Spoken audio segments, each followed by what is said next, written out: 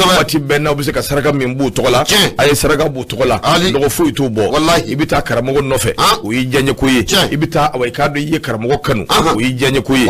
nga bil haki minyi o de awai kado chokoroba musokoroba yi hakrito la ko sobe do mali here mimba toja wali musokoroba wali chokoroba na bi bulo ifrati ki hakrito lu ka to ko lubunya ko ba bi do ke ali bi ala kan ni sababbe ma ba do no jabira ma kilinga danga oti fengila o kama minye nouvelle horizon ndo ambe awai kado do na le telala sabu mosigi mbe ubeka angono nouvelle horizon kuma kembe o yajira ka fo minye awai kado wuli ka joni chesiri mingu ngeledo jagu ya foka tradition kura awai kado ko sigi gouvernement kura o kasigi kalo klimuga ani duru no 25 mars 2022 do ko ni ngoy ngembe blogu belebele de joni ka blogu do cadre d'échange des partis politiques otomi awai kado asigi ledo akoni ejete mineke ibay ka fo minye awa maminu be no lube cadre d'échange des partis politiques ni awai kado regroupement des partis politiques pour une transition reçue e kado uluku ni wuli ka joke wuli ka jom mi ngono na awai kado ye jamana ya yere abu ya jira ka fo tremblement awai kado ona dabo jamana ngono kalo klimuga ani duru no ye marsi kalo yi en 2022 akodi siratika lambi doni mine ko bi abi na fo uyu kotoro mabo sabu awai kado ode nafaka bu ambela jilima mi ye jate mineke minye awai kado uluwo ma minum bi jamana awai kado marabo minum be ko suteni beki haklitu yere la janto yere la o koroko odi kanyi kosobe ko sigate mina anga bo hakilla jigi mawkana nyina ka don ka fo minya awai kado ame dabulo minga ko bi politiki awai kado abunangu minya awai kado soro adi soro bulu soro jamana kono de nyere ka awai kado donjugo nyugo fe jamana nyere marachugo be farali nywanga mami mbe no be kadri moko fo luko ni kunyajira ka fo ko nun tabulo anyami nendo ko de siratigala kalo klimuga de kono do no e marsi kalo san 2022 ko tradition kura awai kado ko be sigi tradition kura temenengo ka minya conseil national de transition ko be senti ko fo kura fana besigi premier ministre kura ikado ko besigi premier ministre mi awe ikado ateje kulushila ate double shila awe ikado ko besigi akoni ni ngui laje eba ka fo minye ni ngo belaje lenye akoko ni amedoni mine ko bi wati ko ni ananase minye awe ikado autorité minumbe no be jamana kuna bi no be ka jamana mara luko ni ajira ka foko awai kado fen 30 mene chishiti bo ka ma minu fana ni nguli ka joke luko ko lu betu chugola sabu awai kado democracy claim mbe lu ye democrat wi o ka soro wati mina bifo ina kungembe oko o na tabe o ajira ka foko meeting wu ani sitting wu ani conference de presse wu ani assemblée générale wu ananyo na chama lu be na awai kado kana lu de buluda parce que ba ko akut nyedo marsikalo claim ngwa ani duru sa 2022 ndo oko ni dumbaye domini awai kado atibo mashikono ga adon temena atemena nga una tabe cadre mimbe na be cadre d'échange des partis et regroupement des partis politiques na boko fo transition et reçu era ka fola akwa me domini ko bi kwa ni makunedo akembe ki dade dew yelma sama ba min na fara ko binnale wuro indi karlawa ali tumi asigiledo akobisa minyi kamale do be no be awai kado nyire do akeko fo mouvement yere wolo debout sur le rempart no be adama jara ni be kwa mako ben le cerveau ben le cerveau ay wuli ka joke ako nunu nyekalo klimuga ani duru san 2022 yo sugandi sabu awai kado uyeraba do ka fo ni ndoyi uyewele wele dake malikono ani malikoka ube min labena o done do kosobe be ba don haketo ha mali tarugo kono minye awai kado kalo klimuga ani woro minye journée des martyrs dombleru togola dodo dombledo ako ni ndoyi awai kado wuli ka joni chesiru dikera ka surasu gwe wallahi bo awai kado fangala ako kuma na sambi doni mine ko bi nunungo ni hakila ka foko bi feka ode kuraya nga mi benyina mingo brigadi mimbe no e chafare mimbo lubulu ulu hakila ka fo Ibrahim Bouakar Keita ni yaye agena yelma agena tindiwa ninguma kanu e kila dili kaundi ninguma kanu e kangarda kaundi kanyeshi awai kado nimma ko fele numa no be kadiri mo no bu kufo ako nudunte awai kado malame numa malame e sikate mina unimsa awai kado ona ke utai ako kadiri maminu mbe uluko ni yesho nisiki ka dambinga ode jamana imbi tabulo minga ko bi ko gele belebele awai kado bi jamana indala ndo minye wati bela jili man la jaba nyom burja aninta shido obe jamana ngono ako mali gouvernement mbe doni mine ko bi je ne connais rien o fana be awai kado o dafe ako bisa jamana famo mana fɔ k'u bi fɛn min kɛ onu kan bɔ fɛn nɔfɛ tati mɛnɛ sisiti bɔ o de y'a to ye wele dakɛ kadiri mɔɔw ka ɲɛsin away kadɔ politiciens ma ka ɲɛsin société civile ma maa minnu bɛ n'u ko k'ulu ye démocratie tigilamɔɔw ye fasoden ɲumanw min ye away kadɔ anw ka jamana marabaaw minnu bɛ ka ɲɛsin olu bɛɛ lajɛlen ma diinɛ matarafabaw a n'a ɲɔgɔnna caman hali Mali jɛɲɔgɔn minnu bɛ yen i n'a fɔ CEDEAO Union africaine Nations unies Union européenne u ye nin bɛɛ wele ka away kadɔ u ta seereya la parce que ba ko a ko n'i ye jateminɛ kɛ i b'a ye k'a fɔ min ye coup d'état filanan min kɛra a kɛra mai kalo tile 24 san 2021 sababu o waati fo kana se an bɛ don min na gouvernement min sigira jɔn ko ala away kadɔ ko a kɔni bɛ ka waleyaw de kɛ waleya minnu bɛ yen n'olu kɔni bɛ yɛrɛ kan sɔsɔ ani away kadɔ jamana kɔnɔdenw u hamina ko ni away kadɔ jɔrɔna ko ka se k'o bɛɛ cɛ k'o bɔ yen u tɛ ka kala dun ɲina ka bɛn ni jamana kɔnɔdenw ka away kadɔ fɛla ta ye kadiri maaw u ye nin bɛɛ ɲɛfɔ o kumana sa fɛn kelen min b'a to n'u yɛrɛ diminen don i ka dɔn k'a fɔ n'u ye away kadɔ jamana in kumakan bato baliya ye a n'a ɲɔgɔnna caman o kuma kadiri kun ye le 25 d'état k'a fɔ k'u bɛ wuli ka jɔ kɛ nin bɛɛ kɛra nin kuma bɛɛ fɔra ko papo ni tipo a n'a ɲɔgɔnna bɛɛ bɛɛ kɛra ka tɛmɛ pasiri kaba ko kaba an bɛ don min ko bi le 25 tɛmɛ fo kana se bi la makun don kadiri bɛ min kuma tɛ ka kɛ a ko de y'a to kadiri matarafaba ni a kanuba dɔw yɛrɛ bɛ yen olu ko ja ko kadiri tun bɛ ka olu blogu dɛ ko blogu don u tun bɛ k'olu blogu lasasi kelen mun kun b'o y'o ci sa a mana min fɔ a bɛ fasiri kɔnɔ koyi ko kadiri ko k'u bɛ k'olu blogu a fasiri k'u bɛ ko kadiri bɛ k'olu blogu fasiri kaba ko a ko n'i dun ye jateminɛ kɛ i b'a ye k'a fɔ an bɛ don minɛ ko bi coronavirus ye dadigi kɛ aw na a wari min sigata coronavirus wari ko in dɛ Usain Bolt bɛ taalen ayi mais Usain Bolt kelen tɛ sa ayi a kelen kɔni tɛ Ibrahima Boubacar Keita bɔra tile kelen ala ka hinɛ la a ma 500 milliards ko kuma milliards 500 milliards mais o wari ko bɛ to ta ale amunu watan sengi na wa muga munu ngwa bla mɔgɔ ka jigina a bɛ ɲamini ba caman bɛ kasi la bi wallahi san fanfɛla ye ni yɔrɔ jumɛn yɛrɛ u bɛ tile weleli la tomiya yanni ka taa ye i yɛrɛ se ka sigida dun jalakɔrɔji k'a bila ka taa fo safo Allah akibar a ɲamini no a bɛɛ la wallahi a ko kumana covid 19 o ye dadigi min kɛ limbanaw na o dogolen tɛ ka na fara away kadɔ sɔrɔ yɛrɛ bɛ cogo min ala ni CEDEAO y'a ka jugujuguya min ta ka ɲɛsin anw ma o bɛɛ ye fɛn min ma dogo maa si la ka maliyɛnw to o tɔɔrɔ o tirigitɔrɔgɔ a n'o lajaba la an bɛ k'o muɲu maa wɛrɛ ka wuli k'i bɛna ko wɛrɛ ta ka ɲɛsin anw ma ka ko wɛrɛ da anw kan n dɔgɔ away kadɔ maa min fa i yɛrɛ fa o tuma an bɛ don min ko bi waati dɔ kuma sera min ye away kadɔ minnu ko k'olu ye jamana in kanu minnu ko k'olu ye jamana marabaaw k'u b'u fɛ ani minnu bɛ yen n'olu yɛrɛ fana ye jamana in kanu nka jamana marabaaw ka hakilinaw o de t'u ka hakilinaw ye ko nin bɛɛ kan k'i jagasiri k'i cogo dɔn min bɛ se k'a to away kadɔ gɛlɛya o kana ɲɛsin jamana in ma tuguni ka dɔ fara dɔ kan pasiri filɛ Toguna A Traoré Nouvelle Horizon dɔgɔ nin y'a ka babu ye u ka bidon bɔli e bonya b'a la Manima ka ɲɛma bonya a diyara n ye 25 mars kɔnɔ o tɛmɛna a tɛmɛna siga t'a la a barika Ala ye kosɛbɛ a barika Ala ye hali bi Ala ka an n'u bɛɛ sɔn hakilina ɲuman na inchallah kosɛbɛ Manima ka ɲɛma ne bɛ Nouvelle Horizon ne ba ale Samakura ye ka Fanta Jabi a ye tubabukan fɔ ko il faut dire aux Maliens que les temps durs créent des hommes forts wallahi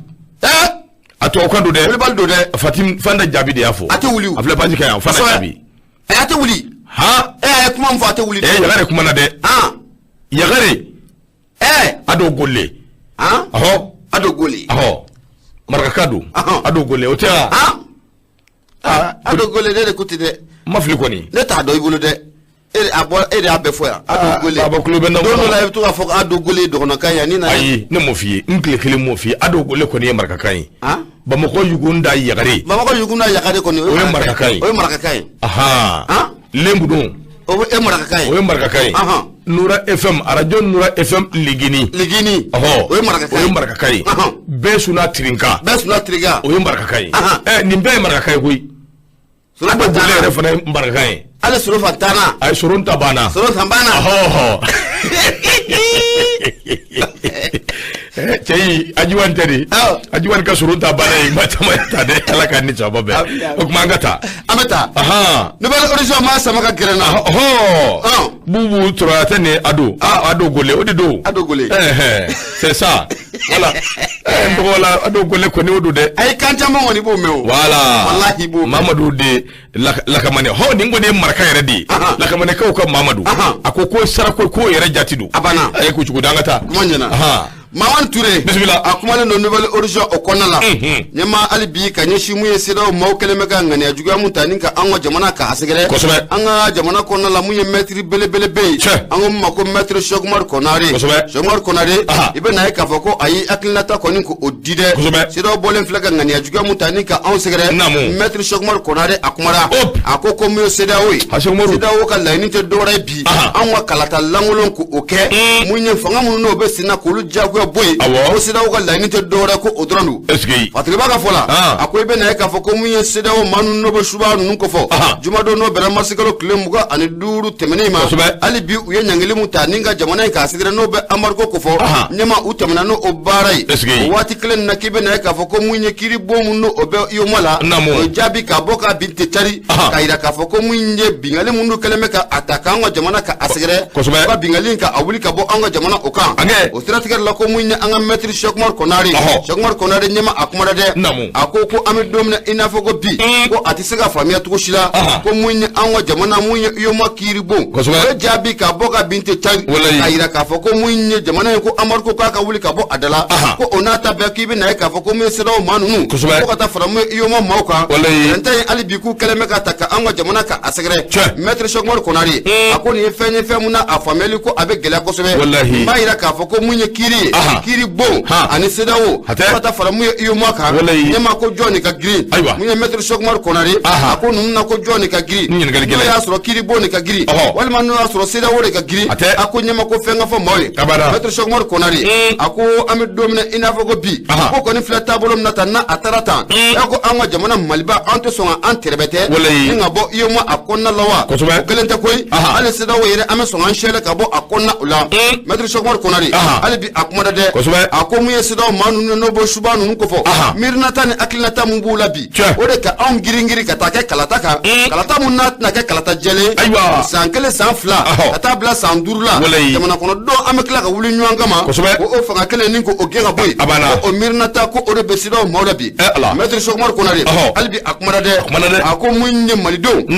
ne magobe wati la munye kalata jele mesega ke wati muna malido magobe wati la munye yela malicha mamuno no olu bolodale no anga fanga buna wallahi fencha mamuno no olu bolodale no wala sa munye kalata jele ko obisega ke sido maka don ka fo ko ye malido aklinata bi ko ga ko me sido manu aklinata wara bu ula munte maliko ye ko sido manu aklina mbula ka am bilis basawa an wata munye kalata nogole ko ke sanduru santango fe munye fanga akla kana dafri o ye fanya ko antina jeno bi antina jeno sini metri shokmar konari akoni ayra ka foko munye sida o manu o flaka ni bara mun keta munye ye mak e cour de justice mumbe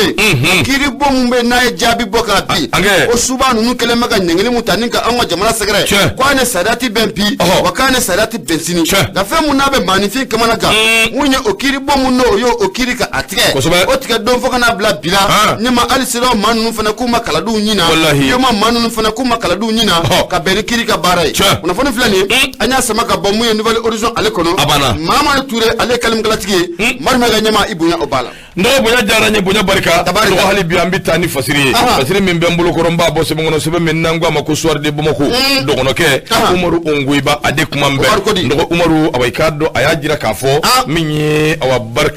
barkan abulu ngono ni shimbe ama minye awaikado beka wulika joni kesiri minge obefe ka jamana awaikado ka bo adabulu ka ni yeto wugwe ka bo awaikado bana kota dokuda abiti sigi nyege yere sutura yere dinga ya ku bani tobu ndo afere ka bon tobu awaikado anyoma malangulu flat mbo fiede malangulu tobu abi fere sugu bede tige yerse kasika kyeni ko du jamana inga akode sira tige la minya awaikado barkan bulungono ni shinin bu made gouverneur mimbe na be gawo ndo aye awaikado kangar dakui uka fere ani dabalike be jugo ya mina anu be kawel ke walen jugo ya mina gawo kono bi gawo marabaw ani population ni nyanje yerse kasika malien de ko lu ko du nywana ko su mekeru la bo keru kalama wa nu bise ku jaga sire awekado uka dabla Umar Ungoiba ko ako minya awekado aunga jamana yi amarabau anin nazara uka jamana marabau anga ko ne ambido ne ko be abika kie chugumbi abika kinyeti sabu niye jete meneke letri do be awekado mingo di bora awekado letri dugule dunga bokera kalama sabu awekado afitira upana saminya awekado gundo adara keneka ako apoira ode kama ako ne jete meneke ba ka fo gawo awekado o regional jongo ala kangar dakera kanyeshin commandama mimbe na be force barkan kuna baka munge ndogo wulika joni chesuru uka mikro nu de bubulu na manya anye RFI ge na manya anye France 24 ge jaja RFI ni France 24 obe awekado twabu yereka surasu ninywanje akode selatikela minye ubeko wulika jodi ke mikro de bubulu bi yala gawo kadu ninywanje RFI kanga bara minunge yere de fana beko kebi kayala mikro trottoir kunyiniga o barkan binata ajara wewa barkan kanga ta ajara wewa ajaru ya majaw yedro aita amendi kabako daisa etobu nyama aforo yere amma sigina bede ni tali mandawe kele billahi amauge uma tayira ko kubutaw amauge an ko de coopération mimbe anni aw ni nyonje mimbe défense ko sirafe anya ye aunde kelembe au ka joyi minga da yawo beko pembe aunga aye fereke ango rectifier anga corriger anga tani double croix akokwate ona uka tuvani mimbe farasi no majenoi makaroni o wile ka keke ka aulata awo au nyingali bayin guyamu wallahi joni ya ye kelen dakele abada mali fama ko barkan kata ama foya utaru yiredi masa o yira katina ne makaroni allez de kubita toi vous nous vraiment c'est pas l'appel c'est pas l'appel de sikatala de wanyama ala barkanu surasi nunu madobu akona la luka jugunu kuna fondila ere ayingo mbe ma famuya on c'est-à-dire on fait on ga radio show nanga bololo nanga febe ngo noro limbe ministère de la communication de la kosobe ota on fait anga communication farasita buka ministère so jimambulu nga buka défense de la abe anorlembu ka sécurité ni ou ka fendi la donc ou ka marabado ou fana ka position do de yo tardi atu ka ministère de la communication fait donc ou fana ka keleke bere do de do voilà communication ni ou bo bara de la est-ce que atine atine fasiri ke ba ko ako awai kado angone ni son gwelem ba abada ukloka ka fo abi wati damada mo ikado anye jatemina uke jatemina minun kono nana anye bala ka fo barkan barakela do ko ni kembe ka duga wo bolon fe nyini gali de be u bolo bala nyini gali u baka tengu ga o kawla kerengere ni ala ga o demsenu min bi wele nazara kana ko micro trottoir u bako bara u bako ludike yalsa ka seka population ka sekulu hakilna ta nyini gali barkan ko ere billahi yamina ikado ka fo ni tarase barkan chauffeur ma minga nabe barkan ko nyini go obe mufo oba ka nadara de joro ndo ko abite jamana joro nadara ko mana sa minye ga o gouverneur ale de ni lettre inchi minye barkan commandant awai kado commandant de la force barkan ale de ni lettre inchi uma yalsa awai kado ka seka kangarda ke kanyeshi uma ko mana sa minye commandant ngo ni ba finye na ka fo ni ngo yin minye abaka ni minge ni awun fedo nango amba jatemene ni nyanga ni juguya ani juguya ere kata kanyeshi awuma kuma anti janai bi anti janai shini sabu awai kado au ka barata ni au ma ci ala au ma bla ala au kuma sa minye gouverneur atara fuka na ajirula ka fo minye alebe kangarda minge kanyeshu mafana ode ka fo obeka minge population do be minun te barkan kula ulabe nedu no luko kube wilu no fe nye dongodo were ka kula nyini nedu were dia kuraba were de uta were ka mandia ufe so ka ningo nundo ka shika awai kado dabo wasika temina ko ka fo inyena mon commandant obeka nimbara suku minge minga ina fo ka jamana désabiliser ka jamana bwa dablo ka minga de awi jalsa o ka shika osoro ako nimbara minu fleni nunu ye fond de feminu bike sowe anga horoya nanga dambe nanga awai kado eklenia ka shika ojoshi ka shika ankori ko sira e doni ako ni ajetemine minya awai kado ni ngo bela jili force barkan ale yere ko ni fenye femina unana ka shika bara minge halibi abarain ndo mo seka ke tokaje du de tokaje du onu na trosra flata mani lawo gouverneur akumana hali bikoyi akomba nyini awfe abu bara jugu minani aw ka propagande jugu ni abu minani daw keleme ko programmer ayo dabla awa ngado mbe afoyo fana minya awe kado ne aw be ni bara fenfenke désormais anga jamana kono atike kunve ko ide aw bina aw de nyini ka folo anga avier mi ne anye min fo aw nambe na minga abisoro ka barake nuyi gawo gouverneur to ah tiere la ya to damade ne a to yere masaka Traoré ha c'est Traoré antro made do gawo gouverneur ndi ya sika sika ba so la to ma Traoré do Traoré in alate ala ko même bien ah kuma ma ko ma sabo ni mi ba ko do ko ko to Mamadou Mamadou te mo nyuma beto ma yo ha kuma na mo Traoré te man be jabu yewa Abu Safre jarabe mi aya wele ni gaw gouverneur o yere da mate koy akon akana anyiniga an fela tay mi ana hakila tay mi nawdu mo ke fenwo fe mi mana bo akod dafe gele fenfe mi mana bo akod dafe Ahmudu afolo ya awi udu abana afolo mamiya a gele shinshi audu abana ndo kabi wati bina barkan kadin bana inu ya damene jonga ala awai ka do amidon mene ko be franci awa ale ko ni mingu forunye unana ni minye ode ka jadi su kele awga kele mimbe no ka tware gin no minye erebelu ka awai ka do lu kele ambe ka do dakele fe ka bo dakele fe se ke jamana be faranywanga mo ke udala gese u klikili wa amidon mene ko be minye awai ka do auntain akembe awmbulo kololo bayi nga barkan ngari ko ni darui ube tabulo mina anu be kewale mina ndo ka do ka foko yefenye femini akanga dabla ho ko se Mohammed ag Traoré maiga abada afle ata do sa Traoré do oswa do fana ya chide o kuma ke fendi ko Traoré do ko se Musa Traoré le gouverneur de Gao amana ke tugo Traoré do ko ni adu nyona sade do ko Musa Traoré do ko Mohamedi amana ke tugo Traoré do atembo dibila ni Mohamedi do jona nga busamba ido nota ko ni ya ni minga anyana de ay kangar duyi ngun tobu yen nafikidi wallahi sira flata ma na hali yirina afara ni nyogonche o be nyogombla wallahi wo nyogombla bi ka marfa ci la munyi bla nga micro talla ko micro trottoir RFI ni o ka fe ngene sa o ma totula jawlu de ben nafiya ngo Mokhtar Dougouré ko il s'appelle Mamadou Mamadou Kondo Traoré Farado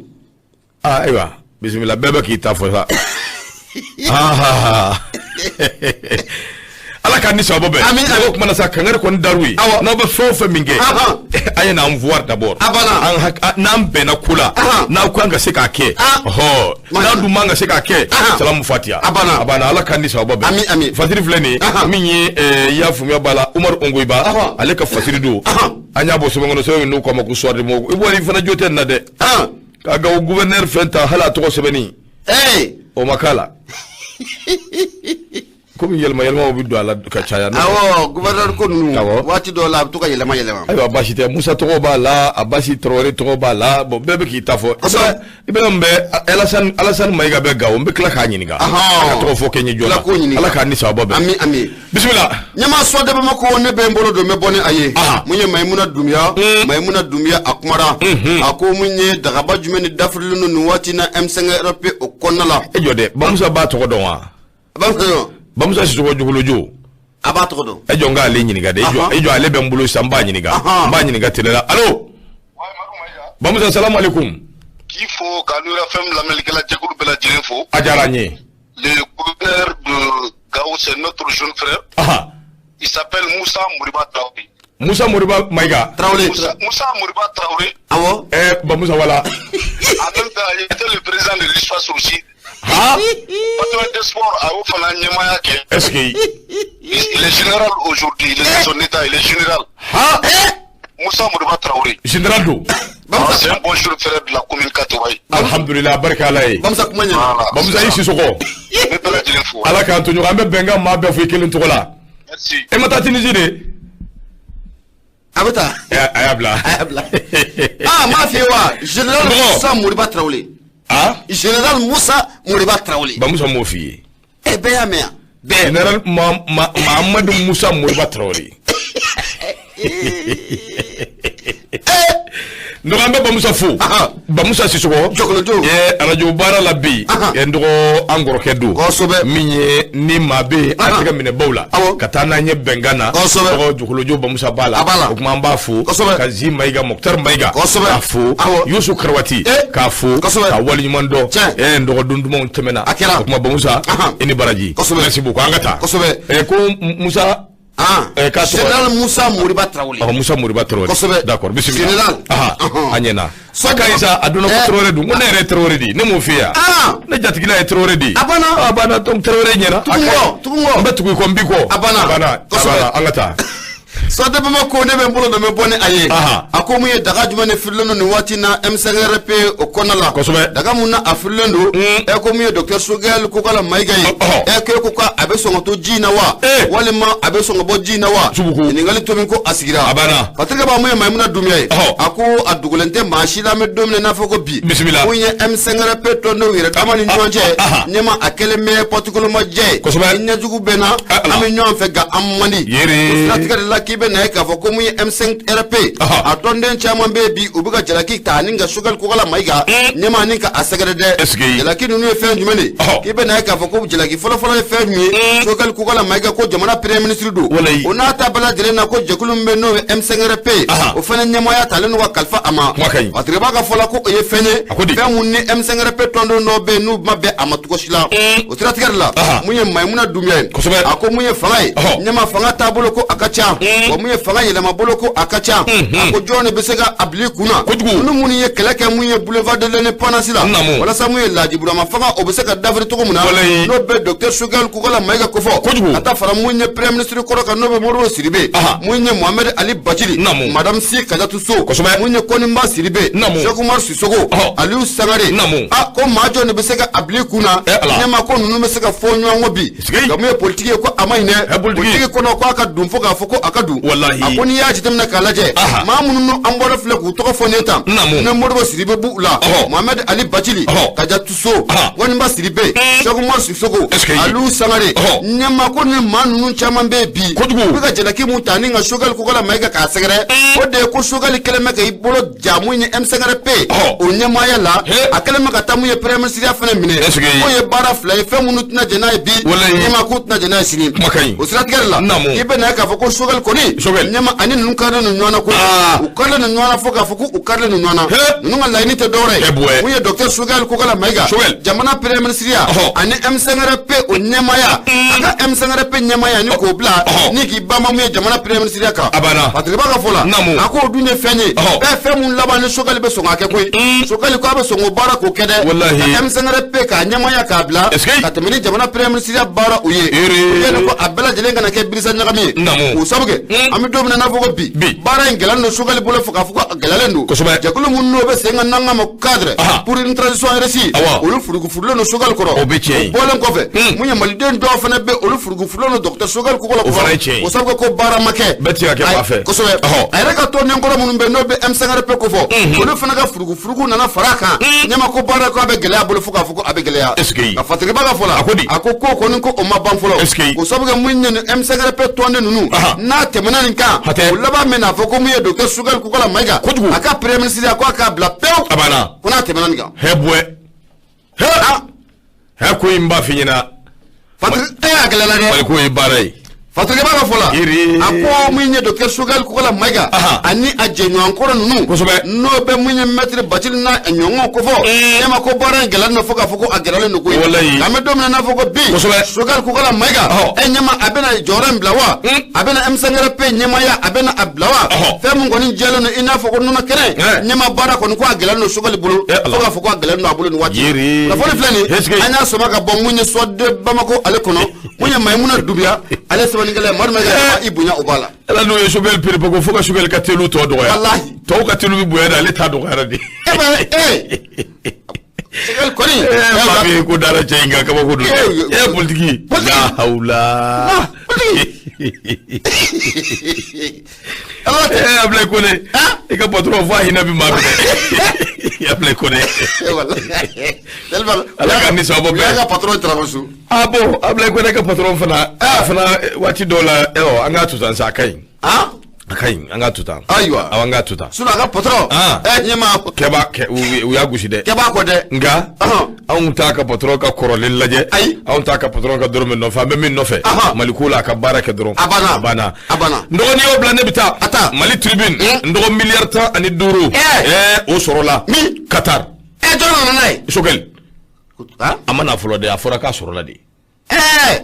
sorla ni anna no fana te kele de nyama fana kana ga cheta ide ibikawa ko ay milliard julire chinois tala ko milliard kebe dura milliard ko nandi pambora kata kumbe awo milliard ko na umati dasa la sorla ba to ko ya biya be de malika dita ko gali jija kana ko ide milliard tan duru anyati banye de changu te sungulu nye korle ndo halibi kuma kembe akuni ejete mineke kuno funi awaikado mimbe na be cellule de communication na bo kufo primature oyu ko kuno funi sirai akolu de wulika jo mingon nana uyajira ka fo min ye shogali fatara awaikado dugula dugu mimbe na bi wule ko Qatar atali Qatar dongo ala minya awaikado shogali ayefen jama vo Qatar kawi Mali ambi dabulo minga anyere dugu minyi femi be no bi se kanye aunga jamana ingolo ikado ka fo ambargo mimbe na pembe nembi aunguna ananyu anan chama shogali ye nyafulike uye fambela jilefe Qatar kawi resikile ubeku dawa Mali mimbi fo kelma ni mangutu bebe ka fo kanyeshi o Mali kele inde wa shogali aye Mali se bakoro dal lefe kono yalla so bi se ka famia sora la chukwa akuni jete mineke ningo yi kabi shogali kumana dugu maminu be no be Qatar kaw kufo ko ni awaikado doha uyajira ka fo dongo ala ulubi tabulo minga ko bi ningo ni fanyi femi na ni sonja barka buena ulubulu ko soba ako kumana uluna wulika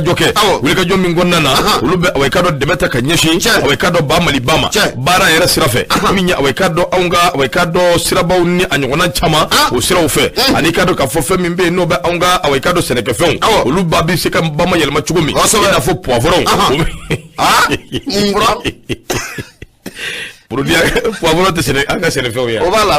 la mate chugo do so ngabo asola ana nywana chama ndo kikado lubse ka yelma chugomi ma wari mimbe na bi talike milliard ta ani duru ma ndije nyakoyi milliard ta ni duru okoni awaikado ina fo dollar wari million muga ani nani ana kungamfe ni ya bana mini ka be yelma abishinga be milliard ta ani duru ma okuma sa ni ala sonama ku be folo ka mingo ni labla minyere be ni déjà disponible alabla le do kaba o ye 15 milliards de francs CFA ni ala sonama obina kana yugu kana di awma ni ala ka je boy be wele ke ka fo chevalier e combien de abla kone ko nura e femu bien abana nata tane ote awo milliard tane duru ngana akana fem tane abaraka bidu daw dafe aya do fe o ka do dafe ni baradu awunga mo ambi baralande osobe atewli ni transformation de tomate et de lokati do o ka do ambo fana nyedo ne wa deme numbi taw sira nunde fe ananga bagam misenu ni fe nunu chama ka so ko lula yirwa olu de be jamana développer o ça dit il faut que o ka action sigi nunu kan kosobe abana mais iba do be nyala do be nya chela kawla de do ba on fana na de wari mana disi san ko ka baraka na malien demiseni an hakli be jigi femina dro o ye ka mobilisan ka musofla na fu abana ube ni fla be mimbulo ben chini dota ni sababe mimbulo ben chini dota ni nani dum fana be mimbulo aywa akuti krefede wallahi no obito to warla shete bandu wono tulu mangante ba ko ka baraka ka dosoro ni ta ko ya bigela de abigela note normalement o kanga fondo sigi fo mimbe chaque année alna make ya sama ke tanyo ko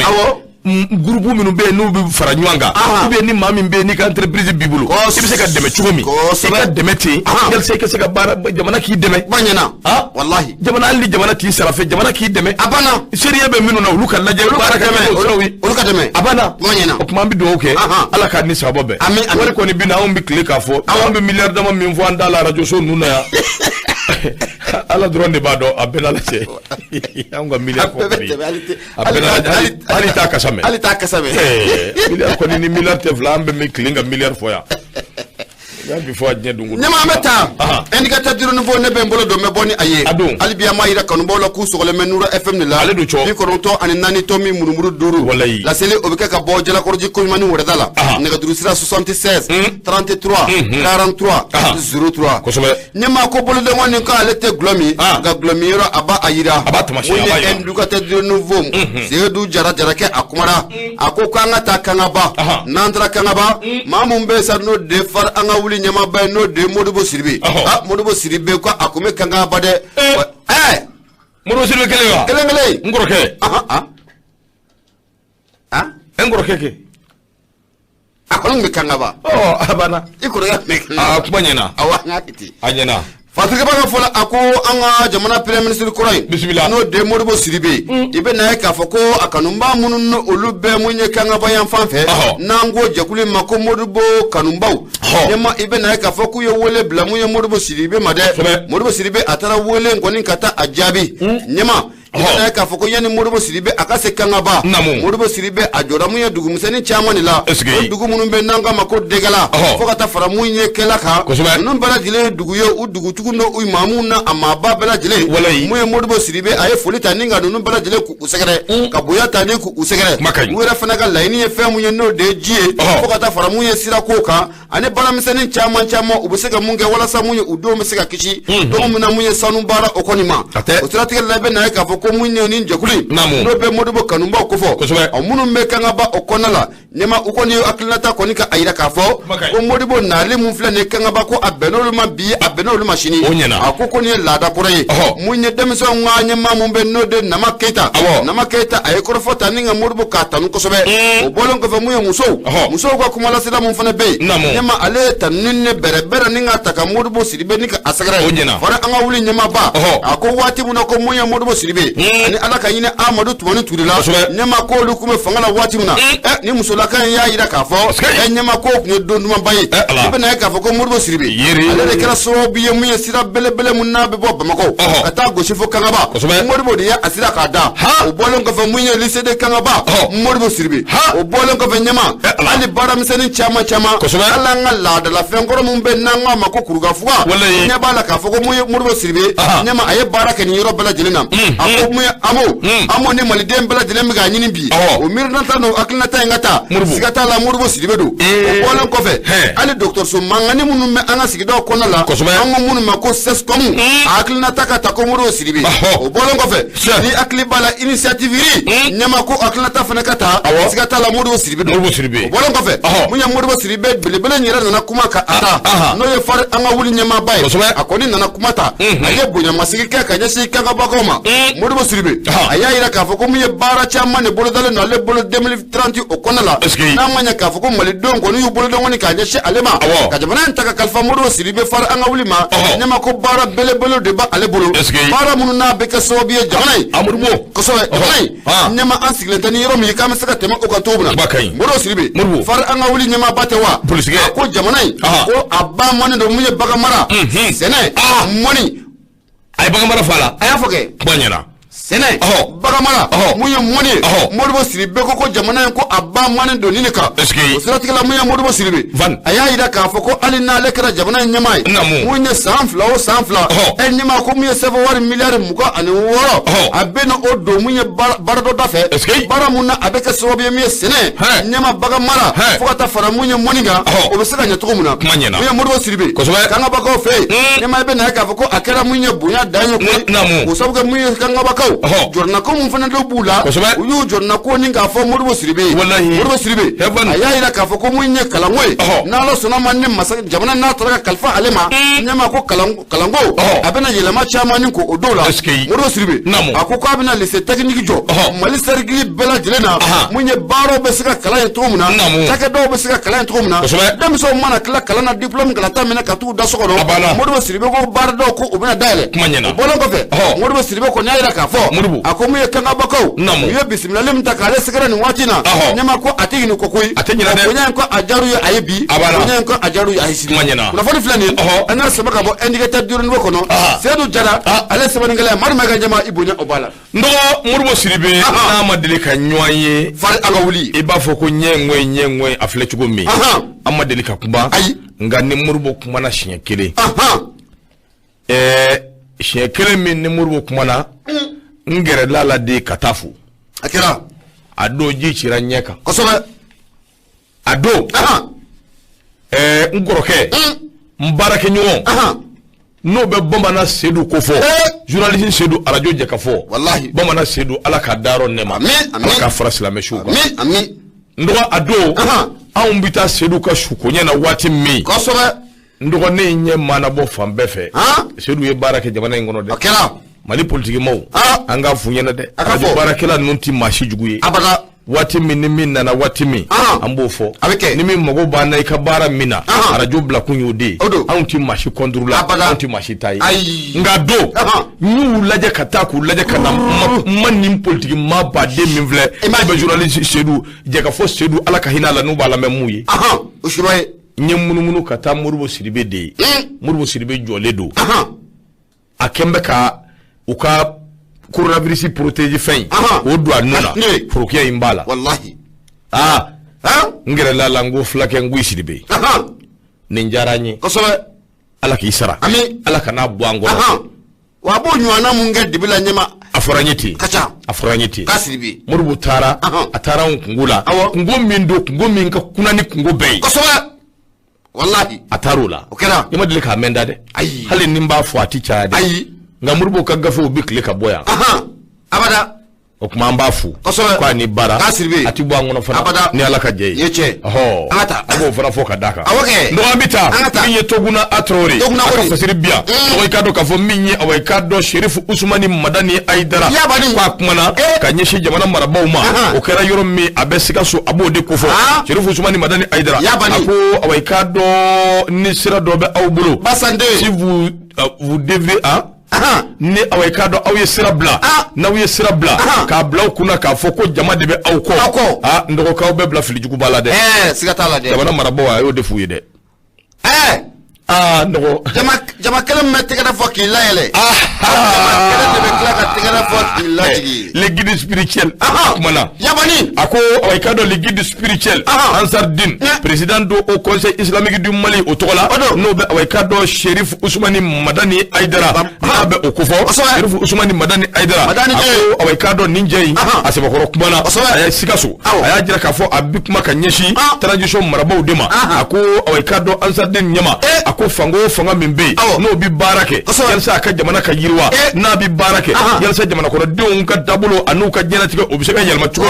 ɲuman sira fɛ a y'a jira k'a fɔ siga tɛ a la min ye i k'a dɔn ninnu o min filɛ nin ye duwawu bɛ tugu a nɔfɛ wa masa Ala ka dɛmɛ i ka dɔn o bɛ se o tigi ma siga foyi tɛ a la ni ɲɛ Hayidara ye a y'a jira u la k'a fɔ minnu bɛ kule fan bɛɛ fɛ k'a jira k'a fɔ k'olu de ye fanga in dɛmɛba ye an ka siga bɔ aw dusukun na an ka siga bɔ aw yɛrɛ la fɛn fɛn bɛ yen n'u bɛ kule la ho k'u ye jamana dɛmɛbaw ye ko putere rien fasande aw ka dɔn o jama min filɛ nin ye ko ngalo jama do dɛ ko k'a sababu kɛ ko olu minnu bɛ k'a fɔ olu tɛ k'a fɔ parce que olu y'a mɛn dɛ a kɛra u ɲɛna de basande u y'a ye de basande k'a kɛra u ɲɛna de k'u y'a wulibali o kuma mun don mun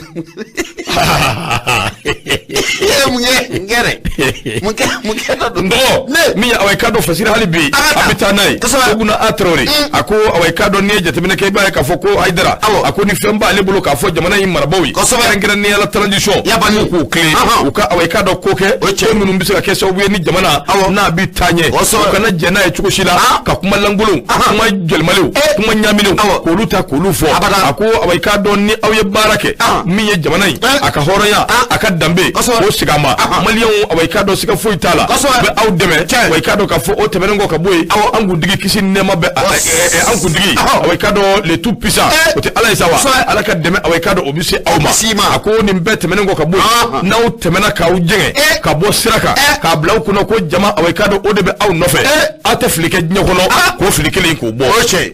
n'aw ye jamana sariyaw adamadenya hakɛw n'aw y'aw tɛgɛ da olu kan k'olu nɔɔni k'olu ɲaami siga tɛ min na aw bɛ taa masala in sɔrɔ aw ɲɛ ayi a caman bɛ ɲɛnabɔ yan ɲɛna an ka taa ye a ko olu kɔni bɛ taabolo min kan bi olu t'a ye ladilikan ye sabu min ye aw ka dɔn jamana marabaa ninnu minnu filɛ olu tile kelen ma taa dɔrɔmɛ 20 olu ma taa ɲini aw ka dɔn jamana marabaaw fɛ a ko n'i ye jateminɛ kɛ président min bɛ n'o bɛ au conseil islamique du Mali ko fɔ ale de kumana a y'a jira k'a fɔ kɔsɔn in na olu taara Mauritanie jamana kan ale ye dɔ fara a ka aw ka dɔn waati kan waati in kɔnɔna na ale ni Mauritanie jamana ɲɛmaa olu ye ɲɔgɔn ye ale y'a ɲini o fɛ o k'a cogo bɛɛ kɛ ka ban Maliba k'o dɛmɛ min bɛ se k'a to gɛlɛya min min bɛ Maliba in dala i ka dɔn gɛlɛya bɛ se ka bɔ Mali dala cogo min Yabani ko a ko jamana ka dɔrɔmɛ 1 a ma di ale ma o la ale ma jamana ɲɛmaa wele wa ale ma maa wele k'a f'u ɲɛna an bɛ ka nin baara in kɛ a ko o bɛɛ ka bɔ yen ale Yabani nin bannen bɔ ale taara Senegal jamana fana kan ale ni o ɲɛmaa n'o ye i ka dɔn Macky Sall olu n'o ye ɲɔgɔn ye olu kuma n'o fɛ min b'ale bolo k'a fɔ ale y'o fɔ hali n'o y'a sɔrɔ Macky Sall ko k'olu fana ka kuma anw ka jamana marabaw fɛ n'o bɛ transition marabaw e b'olu ko fɔ a ko olu ye nin bɛɛ lajɛlen kɛ Mali de ye olu ma kɛ autorité transition ye dɛ ye nin bɛɛ kɛ Mali de ye olu ka jamana kɛlɛ fɛn fɛn bɛ n'o kan ka kɛ olu b'o kɛlɛ kɛ i ka dɔn u ka jamana ye a ko n'i ye nin ko bɛɛ jateminɛ a ka explication n'u ka kuma bɛɛ lajɛlen kɔnɔna na Haidara a y'a jira k'a fɔ an bɛ don min ko bi Mali kɔnɔ gɛlɛya bɛ maa caman da la maa caman tɔɔrɔlen don a ko nka Haidara ka fɔ la imam minnu filɛ nin ye an ka imamu minnu bɛ anw bolo bi n'u bɛ jamana in kɔnɔ ko les imams sont devenus zéro zéro ye jumɛn ye Bukuru wa Bukuru kɛ Subuhu imamu a ko ale bolo maa dɔw bɛ yen maaw ka danaya yɛrɛ tɛ i ka dɔn ninnu dɔw kan bilen sabu min ye i ka dɔn n'u dun ka danaya bɔra imamuw kan a ko o ye fɛn min n'a cɛ ka jugu dɛ ko c'est grave ka jugu ni grave ye ayiwa aw b'a fɔ dɛ a fɔra cogo min a sɛbɛnnen bɛ cogo min an b'a jugu ni grave ye a ko olu tɛ anw politique ye olu tɛ politique maaw ye olu mago tɛ i ka dɔn politique jɔyɔrɔ la sabu olu bɛ sigila min kan olu bɛ siège min kan o siège in ka girin o b'olu bɔ remplaceli ko t'o la wa i ka dɔn k'a fɔ olu sigilen b'o de da la o kumana min ye faama minnu n'olu nana tiɲɛ min bɛ yen ani dɛmɛ min bɛ yen olu bɛ se k'o ta ka ɲɛsin o ma nka k'a fɔ k'olu bɛna kɛlɛ de kɛ ko jɔyɔrɔ ɲɛmaya a ye k'olu t'o la bilen ala ye min k'olu ye k'o ye wasakɛ o kuma bɛ don min na ko bi waati bɛɛ k'olu bilalen don min bɛ se k'a to ladilikan minnu bɛ olu bɛ se k'o ta cogo min k'o lase jamana marabaw ma nka u ka bɔ fili la dɛ k'a fɔ k'u b'u yɛrɛ bila sira jugu kan ko jama b'u nɔfɛ a ko n'u y'o kɛ population tɛ olu tɛ dɛ ala b'u ɲɛ fasiri filɛ Toguna a Traoré Nouvelle Horizon n dɔgɔ a ka fasiri don u ka bidon bɔli bonya b'a la hɛbɔɛ Kutubu a ɲɛna kuma banna kosɛbɛ bisimila Madiba ka ɲɛma hali bi an b'a yira kanubaw la k'u sɔgɔlen Nura FM de la Nura FM don 94 tɔmi murumuru 5 laseli o bɛ kɛ ka bɔ Jalakɔrɔji Koɲumani Wɛrɛda la nɛgɛjuru sira 76 33 43 03 ɲɛma hali bi sira ɲɛntama an bɛ taa le guido ne bɛ n bolo don n bɛ bɔ ni a ye mun ye Laasana Kulubali maa fila a kumara a ko ka ɲɛsin mun ye kalata minnu n'o bɛna kɛ an ka jamana kɔnɔna la n'a bɛ masakɛ kalata ko fɔ fo ka taa bila mun ye wasaden kalata a la ani maire kalata nin waati na mun ye an ka chef d'état-major mun bɛ n'o de Umaru Jara Baru général de division Umaru Jara Baru a ko mun ye opération belebele ko o bɛna sigi sen kan Baru in sɛbɛnnen b'a kan awɔ bisimila a ye ɲininkali don a ye ne ye ɲininka de ne o de kama ne y'i ɲininka o i ye général de ye o de kama ne y'i ɲininka a bɛ fɔ Umaru tɔgɔ bɛɛ ma ko Baru ayiwa baasi tɛ taa e ka to a la sa ne b'a dɔn don kelen ka e ɲini den 32 e b'a sɔrɔ i tɛgɛ kɔnɔ a don la siga t'a la a t'a fɛ i b'a lata o mun ye Umaru Jara mun ye chef d'état-major ɲɛma a ko opération belebele ko bɛna sigi sen kan opération mun n'an k'a ma ko Tilekura ɲɛma ko Tilekura ko don n'a nataw la ko Tilekura ko a bɛna ye Tilekura ale ye mun ye kɛlɛkɛjɛkulu ye kɛlɛkɛjɛkulu mun n'u bɛ ka baara bɛna bɛn mun ye lakana o baara ma cogo min na fo ka taa fara mun ye kalata mun n'o bɛna kɛ n'an k'a ma ko élection olu baaraw labɛnni cogo ma cogo min na Fatigiba ka fɔ la a ko mun ye marisikalo tile 25 mun ye général de division Umaru Jara chef d'état-major des armées ɲɛma a ye kunnafoni nin ka a di mun ye Umaru Jara a y'a yira k'a fɔ ko mun ye baara belebele ko o bɛ sen na mun y'a jateminɛ k'a lajɛ mun ye an ka lakanabaw u ka ɲɛtaa k'o dogolen tɛ maa la an bɛ don min na ko bi ɲɛma k'o ye ɲɛdimi ye wa kɔnɔdimi ko o to o ye a ko opération mun n'o kun sigilen don sen kan opération n'an k'a ma ko kɛlɛtigi ɲɛma i bɛ na ye k'a fɔ ko mun ye kɛlɛtigi ko o ye terroriste caman a y'olu bɛɛ lajɛlen ni ŋɛnɛ ko k'o karaba Bamanciw ka ɲaga kun dalen bɛ yɔrɔ caman na mun ye nin kɛlɛtigi opération kɛlɛtigi ɲɛma ko a y'o ɲaga nin bɛɛ lajɛlen ka a ci ni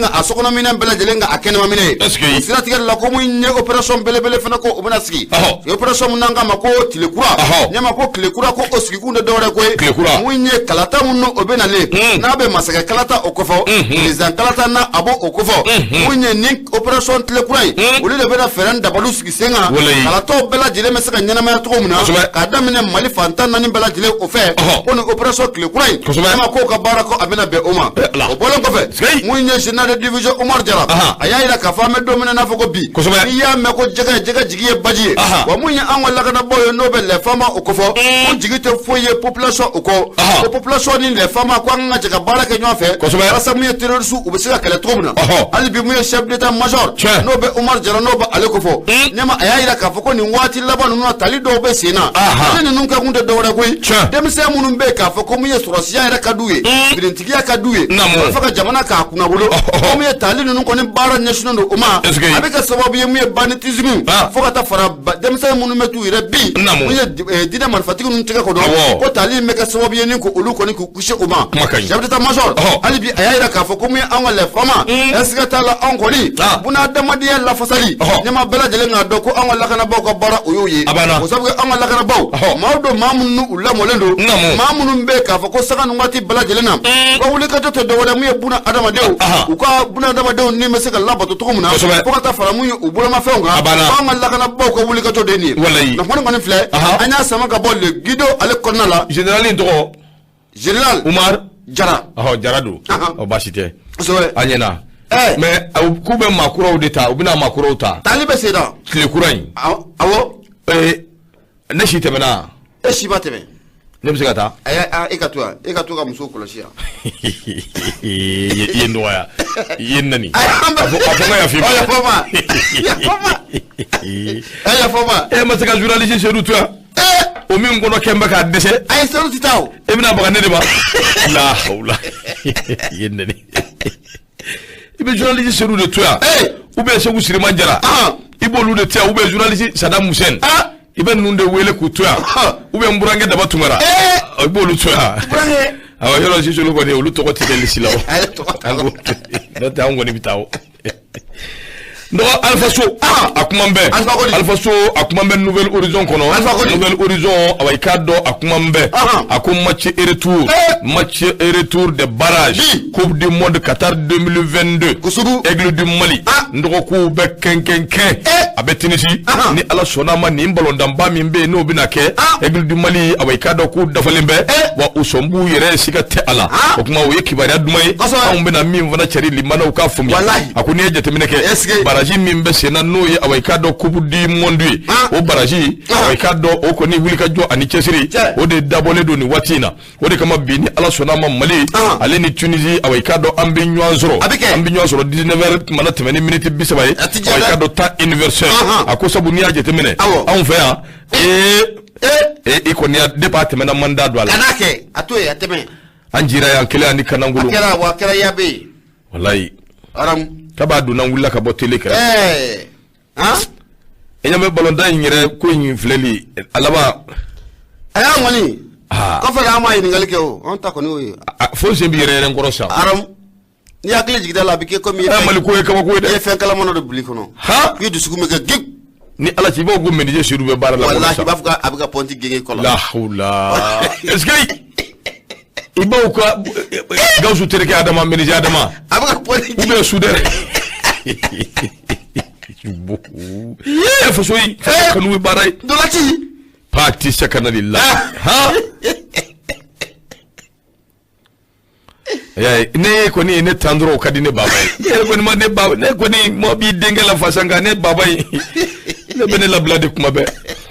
nɔgɔ min ye bi ye sa Musa Atayer ale de ye ministre ye ale ni fédération ɲɛmaaba nɔgɔ olu kɔni ye ɲɔgɔn fara ɲɔgɔn kan o waati in na u bɛ Tunisie min ye awa i ka dɔn Tunisie ni Mali kari don anw kɔni jouera anw fɛ jamana in kɔnɔ yan a labanna min na a ma tɔgɔ maa si la kelen ani Kanangolo o kelen ni min yɛrɛ filɛ nin ye anw de y'o don an yɛrɛ kun a y'a jira k'a fɔ ko in bi taabolo min kan ani wulikajɔ min kelen don ko in nɔfɛ a dɔnnen don kosɛbɛ fasoden bɛɛ kɛn bɛ ka awa i ka dɔn kulubaliw kalanni daminɛ min ye tabatiya da a ko kalan min bɛ se k'a to awa i ka dɔn ninnu an bɛ sigi ta ka ɲɛsin u ma cogo min min bɛ se ka saraka bɔ bɛɛ ka saraka bɔ sabu min ye awa i ka dɔn valise n'o ye joueur ye u y'u ka valise u y'o da Tunisie wa ni Ala sɔnna ma bi an ni Tunisie an bɛna ɲɔgɔn sɔrɔ équipe awa i ka dɔn a dafalen don min ye Mohamed Lamini Traoré n'an bɛɛ ko a ma ko Momo ale ni awa i ka dɔn a jɛɲɔgɔn caman bɛ yen olu ye ɲɔgɔn sɔrɔ Tunisie an ka capitaine min yɛrɛ bɛ yen n'o ma joué i ka dɔn ko alhamdulilayi k'o fana o y'a yɛrɛ sɔrɔ bi carton o banna a ko de siratigɛ la n'i ye jateminɛ kɛ maa caman kɔni bɛ be minnu ngoni ya jira ka minnu ku sigilen tenai ka foko église du Mali ko anw be na perdi anw fe jamana ngonna na ka foko nunu bina anw ti kata nga minye to ako mado be no donc de la doy ay min fo sikata la anga so made ako tout peut arriver abise ka ke wati bela ako ko na sa ni jete mene ke baye ka fo amari trore na jenyo malien ka dala be awka malien be nyabe awdila ni opération min vlani abi wele de ko opération commando aya fo ko min gadaw ga chedon away ka do kangu se bakoro sozo ka donc afo fo so do be nyabe uludila anga na fo négliger fem be na bise ka ke kodoy anga mfarati ala kana se ka kana ke oyi Mohamed away ka do magasuba ana jenyo ya ka stafi bi dana ya buka nga nyingali de be yelma obina kukura do kewa bise ka to away ka do tunijon bise ka tunwa sabu joueur minumba ombolo tunijon yulu étudier ku donc ku dona kari ko na sa do be minum bi dibida minum maddu folo no lu bise ka do chuko mi bise ka to away ka do nyini fem bise ka ke ambulu soro fe nga bi ni malien jo kema o keme iba soro bi shegin be yelma bi kono do minu tikele do akan ka fo Mali ni ekabu men fle no be tuniju ko fo awu bise ka tani Tunisie am se ka éliminer we minge awna yano awu bise ka take away ka do Tunisie ka soro ka nga victoire ta ni kan na ni ayi mona sa minye ni ngo be parce que bako akoko non denedo kalo kile muga ani shegi minya away kado 15 wati réunion technique au kera away kado fam minganga ken ngoina akera entraînement na from bela jele kera ko ma bidon mena ko bi ansigi mbeka balonda inde kono 19h30 ni ala sonama Mali Tunisie ayame baraku la fla ala ko ke obekiao ukasi fla anifu ndoko wala ni balo ko ni bana fla ni fula tout peut arriver o kana nyingali yereke Mali balo bani fla ni fla la biwa fla ni fuge fla ani fula anga Tunisie ti fla ni fu abike nwele ndoko nwele fla ni fu kele wa fla la haula ojule o wanani nwele abana fla ani fu billahi nwele ni ebeta kana nwele ere ngono dron fla ni fu ni na ni soja ni angela manifestation na kaditaso beta wa ndoko agabe ke ma me ko sama fanga de ba woro kariya mene ni fanga de ba woro kari mize benyo to ya ni fu ya ka haramu ni wana ni haramu ye no kera ndoko kana siga ere mfle ka fi haula wa abike de abike Allahu akbar la anifu abike